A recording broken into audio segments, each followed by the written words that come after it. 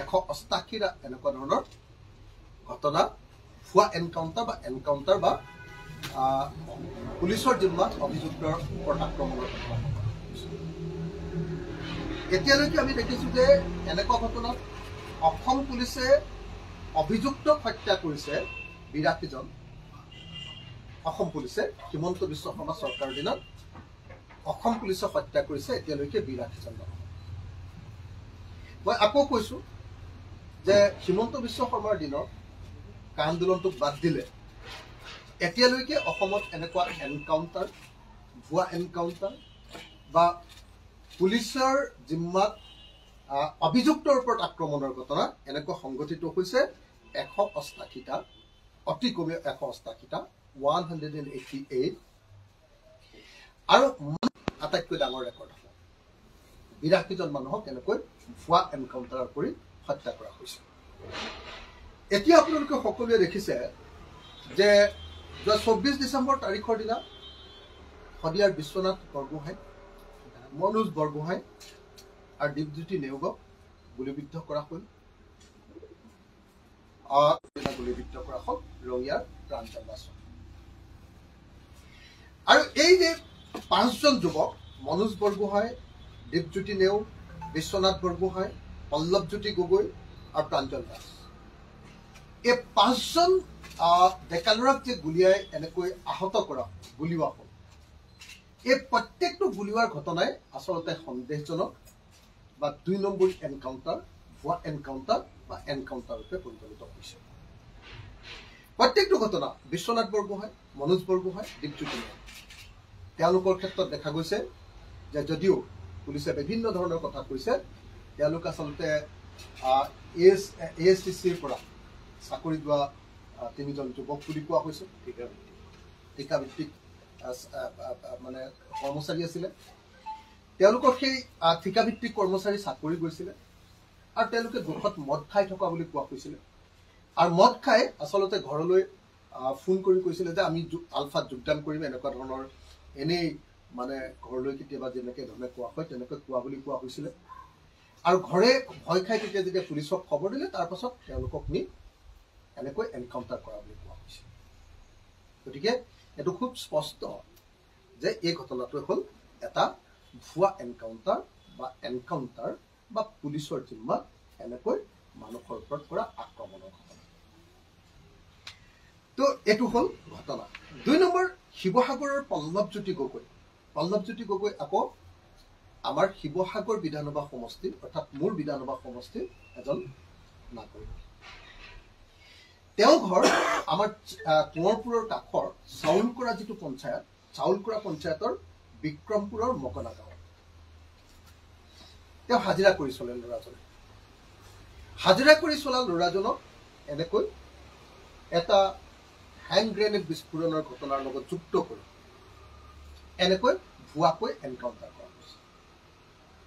এই ঘটনাটো আমি দেখিবলৈ পাইছোঁ যে আমাৰ শিৱসাগৰ বিধানসভা সমষ্টিৰ পল্লৱজ্যোতি গগৈক এনেকৈ ভুৱা এনকাউণ্টাৰ কৰা হৈছে।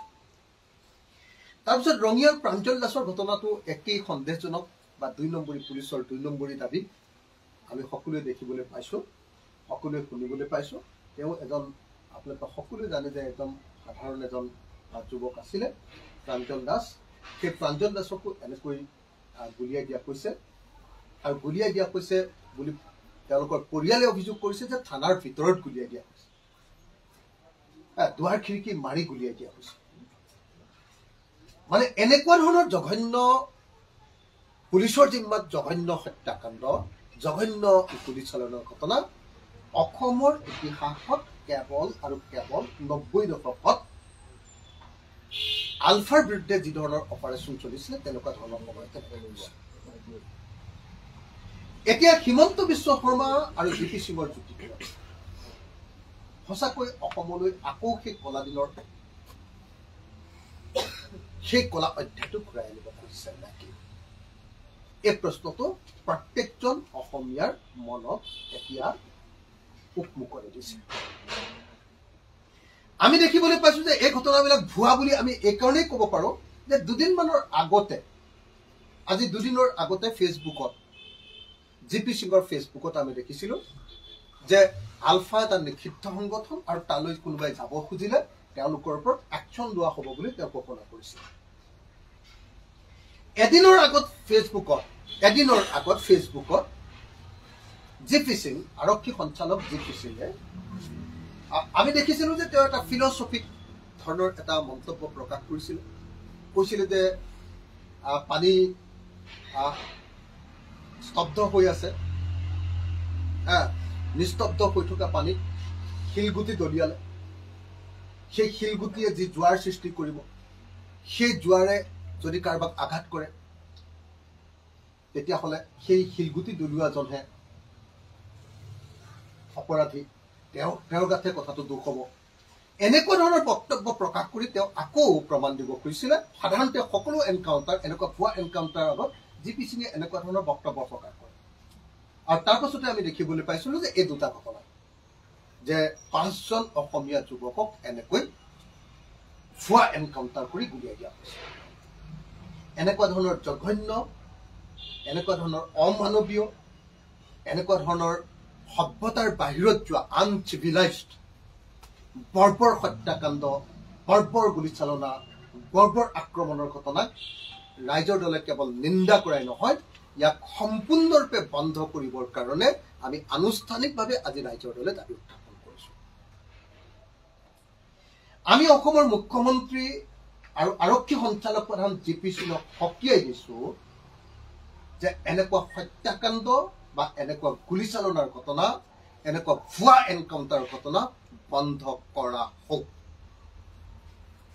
এয়া এটা বিৰোধী দলৰ আৰু মুখ্যমন্ত্ৰী হিমন্ত বিশ্ব শৰ্মাৰ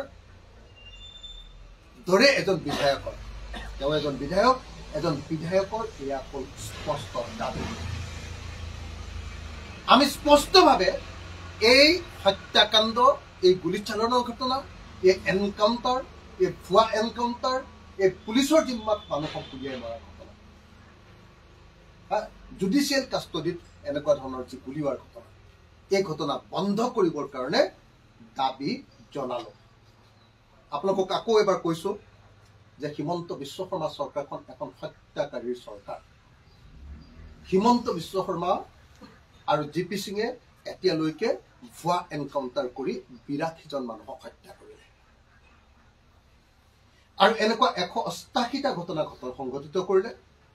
আৰু আপোনালোকে নিশ্চয় এই কথা জানে যে এজন বিধায়ক হিচাপে ৰাইজৰ দলৰ এজন বিধায়ক হিচাপে মই প্ৰত্যেকখন বিধানসভা অধিৱেশনতে ভুৱা এনকাউণ্টাৰৰ ওপৰত প্ৰশ্ন উত্থাপন কৰিছিলোঁ, ইয়াৰ বিৰুদ্ধে প্ৰতিবাদ সাব্যস্ত কৰিছিলোঁ আৰু কৈছিলোঁ যে আইনৰ শাসন আনিব লাগে, এনেকুৱা ধৰণৰ জংগলৰাজ বন্ধ কৰিব লাগে। তেতিয়া আমাৰ কথা মানুহে গুৰুত্ব দিয়া নাছিলে। প্ৰত্যেকখন বিধানসভাত যেতিয়া মই প্লে কাৰ্ড লৈ গৈছিলোঁ যে ভুৱা এনকাউণ্টাৰ বন্ধ কৰক, প্ৰত্যেকখন বিধানসভাত যেতিয়া মই প্ৰশ্ন কৰিছিলোঁ যে ভুৱা এনকাউণ্টাৰ বন্ধ কৰিবই লাগিব, প্ৰত্যেকখন বিধানসভাত যেতিয়া মই ভুৱা এনকাউণ্টাৰৰ ওপৰত প্ৰশ্ন কৰিছিলোঁ, তেতিয়া গৃহমন্ত্ৰীৰ হৈ সংসদীয় পৰিক্ৰমা মন্ত্ৰী পীযুষ হাজৰিকাই কৈছিলে বিধানসভাত যে অখিল গগৈ অকল ভুৱা এনকাউণ্টাৰৰ ওপৰতে সদায় প্ৰশ্ন কিয় তুলি থাকে, কাৰণ ইয়া গণতান্ত্ৰিক ব্যৱস্থাৰ ওপৰত আটাইতকৈ ডাঙৰ আক্ৰমণটোৱে হ'ল ভুৱা এনকাউণ্টাৰ। ৰাষ্ট্ৰসন্ত্ৰাসৰ বৰ্বৰতম নিদৰ্শনটো হ'ল ভুৱা এনকাউণ্টাৰ। আৰু এনেকুৱা ৰাষ্ট্ৰসন্ত্ৰাস কোনো ভদ্ৰ সমাজত এনেকুৱা বৰ্বৰ ৰাষ্ট্ৰসন্ত্ৰাসক কেতিয়াও স্বীকৃতি দিব নোৱাৰে। যেতিয়া এনেকুৱা ভুৱা এনকাউণ্টাৰ কৰি মুছলমান মানুহ এজনক হত্যা কৰা হৈছিলে, তেতিয়া মানুহবিলাকে বহুতে ফূৰ্তি পাইছিলে। যেতিয়া আমাৰ গগৈক আক্ৰমণ কৰা হ'ল, পল্লৱজ্যোতি গগৈ, যেতিয়া আমাৰ বিশ্বনাথ বৰগোহাঁইক আক্ৰমণ কৰা হ'ল, মনোজ বৰগোহাঁইক আক্ৰমণ কৰা হ'ল, দীপজ্যোতি নেওগক আক্ৰমণ কৰা হ'ল, ৰঙিয়াৰ প্ৰাঞ্জল দাসক আক্ৰমণ কৰা হ'ল আৰু নগাঁৱৰ কীৰ্তিকমল ভূঞাক আক্ৰমণ কৰা হৈছিলে, কেৱল আৰু কেৱল তেতিয়াহে অসমীয়া মানুহে মাত মাতিব আৰম্ভ কৰিছে। কিন্তু আমি ৰাইজৰ দলে জাতি, ধৰ্ম, বৰ্ণ, ভাষা নিৰ্বিশেষে এনেকৈ আইন আদালত অস্বীকাৰ কৰি বেআইনীভাৱে, বৰ্বৰভাৱে, আনচিভিলাইজড ৱেত এনেকৈ ৰাষ্ট্ৰসন্ত্ৰাস নমাই দিয়া এনকাউণ্টাৰক সদায় আমি বিৰোধিতা কৰি আহিছিলোঁ, এতিয়াও কৰোঁ আৰু ভৱিষ্যতেও কৰি যাম।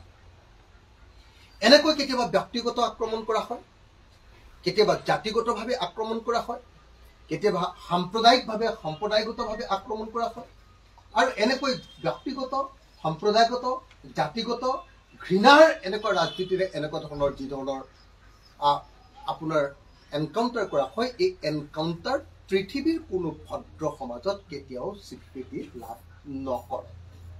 ইয়াক কেতিয়াও মানি লোৱা নহয়। এইটো বৰ্বৰতম ঘটনা হিচাপে সকলোৱে জানে। গতিকে এই মুহূৰ্তত আমি আকৌ এবাৰ অসমত চলি থকা এক্সট্ৰা জুডিচিয়েল কিলিং বা আইন বহিৰ্ভূত এই যি হত্যাকাণ্ড, এই হত্যাকাণ্ড বন্ধ কৰিবৰ কাৰণে দাবী কৰাইছোঁ। আমি আকৌ এবাৰ কৈছোঁ, ৰিপিট কৰি দিব খুজিছোঁ, আকৌ এবাৰ কৈছোঁ যে হিমন্ত বিশ্ব শৰ্মা আৰু জি পি সিঙৰ যুটিটো যেতিয়া একলগ হৈছিলে তেতিয়া সকলো মানুহে সন্দেহ কৰিছিলে যে অসমত নহ'বলগীয়া ধৰণৰ অপৰাধ সংঘটিত হ'বলৈ গৈ আছে। গুপ্ত হত্যাৰ কাহিনীবিলাক আকৌ অসমত মনত পৰিছে। হিমন্ত বিশ্ব শৰ্মা নিজে আলফাত জড়িত আছিলে বুলি কোৱা হয়। হিমন্ত বিশ্ব শৰ্মাই নিজে এক্সটৰচন, পইচা কাঢ়ি লোৱাৰ ঘটনা, ডিম ডকাইতি বুলি কোৱা হয়, এনেকুৱা ঘটনাত অভিযুক্ত আছিলে, তেওঁৰ ওপৰত গোচৰ আছিলে। হিমন্ত বিশ্ব শৰ্মা নিজেই সন্ত্ৰাসবাদী সংগঠনৰ লগত আলফাৰ লগত জড়িত বুলি কোৱা হয়, অভিযোগ আছে, তেওঁৰ ওপৰত তাদাৰ গোচৰ আছে। তাৰপিছত সেই জি পি সিঙে অসমত বিভিন্ন সময়ত এনেকুৱা ধৰণৰ জঘন্য ৰাষ্ট্ৰ সন্ত্ৰাসৰ সৃষ্টি কৰিছিলে। এই দুইজন মানুহ যেতিয়া একলগ হৈছিলে তেতিয়া অসমৰ মানুহে সন্দেহ ব্যক্ত কৰিছিলে যে অসমত এটা নতুন কলা অধ্যায় আৰম্ভণি হ'বলৈ গৈ আছে।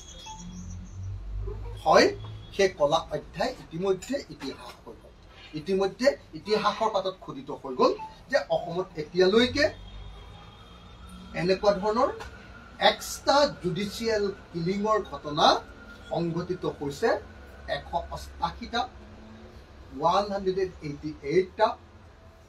ইয়াত 82জন মানুহক এতিয়ালৈকে হত্যা কৰা হৈছে।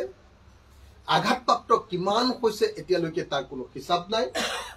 এই সম্পৰ্কত মই যেতিয়া প্ৰশ্ন কৰিছিলোঁ, লাষ্ট যিটো কুৱেশ্যন আছিলে, লাষ্ট বিধানসভাৰ যিটো মই কুৱেশ্যন কৰিছিলোঁ, লাষ্ট বিধানসভাৰ কুৱেশ্যনটোত যেতিয়া মই প্ৰশ্ন কৰিছিলোঁ তেতিয়া মোক উত্তৰ দিছিলে যে অসমত 2021 পৰা 2023লৈকে 138টা ঘটনা সংঘটিত হৈছিল বুলি চৰকাৰীভাৱে গৃহ বিভাগে কৈছিল। কিন্তু আমি নিজে যেতিয়া হিচাপ কৰিছিলোঁ গোটেই বাতৰি কাগজৰ নিউজবিলাক লৈ, এনেকুৱা ধৰণৰ ঘটনাবিলাকৰ সংখ্যা আছিলে 182। চৰকাৰী হিচাপতে এইটো 138টা, এতিয়া আকৌ 5টা হ'ল চৰকাৰী হিচাপৰ পাছত আকৌ 100। আৰু চৰকাৰে কৈছিলে যে এনেকুৱা ঘটনাত 26জন মানুহৰ মৃত্যু ঘটিছে আৰু 120জন মানুহ আঘাতপ্ৰাপ্ত হৈছে। কিন্তু আমি হিচাপ কৰি পাইছোঁ যে আচলতে এনেকুৱা ঘটনাত 82জন মানুহৰ মৃত্যু ঘটিছে। 82 কেছেছ, 82 ডেথ মাৰ্ডাৰ কৰা হৈছে। অৰ্থাৎ আজি হিমন্ত বিশ্ব শৰ্মা আৰু জি পি সিঙে, তেওঁলোকৰ যুটিটোৱে, তেওঁলোকৰ চৰকাৰখনে 82জন অসমীয়া মানুহক হত্যা কৰিছে এক্সট্ৰা জুডিচিয়েল কিলিং। আমি আকৌ এই এক্সট্ৰা জুডিচিয়েল কিলিং বন্ধ কৰিবলৈ দাবী জনাইছোঁ, এই বৰ্বৰ হত্যাকাণ্ড বন্ধ কৰিবলৈ দাবী জনাইছোঁ। আপোনালোকে সকলোৱে জানে ইতিমধ্যে এক্সট্ৰা জুডিচিয়েল কিলিং লিগেলাইজ কৰিবৰ কাৰণে হিমন্ত বিশ্ব শৰ্মাইতো এইটো কৈয়ে থাকে সদায় অপেন। আপোনালোকে জানেই যে এনেকুৱা ধৰণৰ ঘটনাবিলাকক সদায় তেওঁলোকে বিধানসভাৰ বাহিৰত ভিতৰত সকলোতে তেওঁ উৎসাহিত কৰি থাকে যে এক্সট্ৰা জুডিচিয়েল কিলিং বা এনকাউণ্টাৰ হ'ব লাগে বুলি তেওঁলোকে কৈ থাকে। এনকাউণ্টাৰ কৰিবৰ কাৰণে আপোনালোকে সকলোৱে জানে যে একাউণ্টেবিলিটি যিখন আমাৰ কমিশ্যন আছে, পুলিচ একাউণ্টেবিলিটি কমিশ্যন, এই আইনখন তেওঁলোকে সংশোধন কৰিব লাগে যাতে পুলিচৰ ওপৰত কোনো ধৰণৰ একচন হ'ব। আপোনালোকে সকলোৱে জানে। ইয়াৰ বিৰুদ্ধে ৰাইজৰ দলৰ বিধায়ক হিচাপে মই কিমান এই এক্টখনৰ বিৰুদ্ধে নিজে মই সংশোধনী প্ৰস্তাৱ আনিছিলোঁ। সংশোধনী প্ৰস্তাৱ অনাই নহয় বিধানসভাত তাৰ বিৰুদ্ধে মাত মাতিছিলোঁ আৰু আন বিৰোধী দলবিলাকক লগত লৈ আমি সদন ত্যাগ কৰিছিলোঁ, যেতিয়া জোৰ কৰি 2022 চনত একাউণ্টেবিলিটি কমিশ্যনখন সংশোধন কৰাই দিয়া হৈছিল, আইনখন সংশোধন কৰি দিয়া হৈছিল। আমি চৰকাৰক দাবী জনাইছিলোঁ, আমি বিধানসভাত দাবী জনাইছিলোঁ যে এখন চিলেক্ট কমিটিলৈ যাব লাগে। একাউণ্টেবিলিটি কমিশ্যনখন ভাঙি দিয়াৰ কাৰণে, দুৰ্বল কৰাৰ কাৰণে যিখন আইন অনা হৈছে, সংশোধনী অনা হৈছে, ইয়াক চিলেক্ট কমিটিলৈ পঠিয়াব লাগে। কিন্তু সদন কমিটিলৈ পঠিয়াবৰ কাৰণে অধ্যক্ষ ডাঙৰীয়া সন্মত নহ'ল। আৰু তাৰ ফলস্বৰূপে আজি পুলিচে একদম খুল্লম খুল্লা পুলিচ থানাত নি দুৱাৰ খিৰিকী খুলি বা দুৱাৰ খিৰিকী বন্ধ কৰি গুলিয়াই যুৱক এজনক গুলিয়াই দিবৰ কাৰণে এনেকুৱা ধৰণে সম্ভৱ হৈছে। ইয়াতকে ডাঙৰ ৰাষ্ট্ৰ সন্ত্ৰাস চাগে পৃথিৱীৰ ইতিহাসত খুব কম। হিটলাৰৰ দিনত যি ঘটনা সংঘটিত হৈছিলে, এতিয়া আধুনিক এজন হিটলাৰ, অসমীয়া হিটলাৰ হিমন্ত বিশ্ব শৰ্মাৰ দিনতো একে। আমি আধুনিক হিটলাৰ হিমন্ত বিশ্ব শৰ্মাক এনেকুৱা ধৰণৰ জঘন্য হত্যাকাণ্ড বন্ধ কৰিবৰ কাৰণে আৰু আইনৰ শাসন প্ৰৱৰ্তন কৰিবৰ কাৰণে আৰু সকলো এনকাউণ্টাৰ বন্ধ কৰিবৰ কাৰণে পুনৰ দাবী জনাইছোঁ।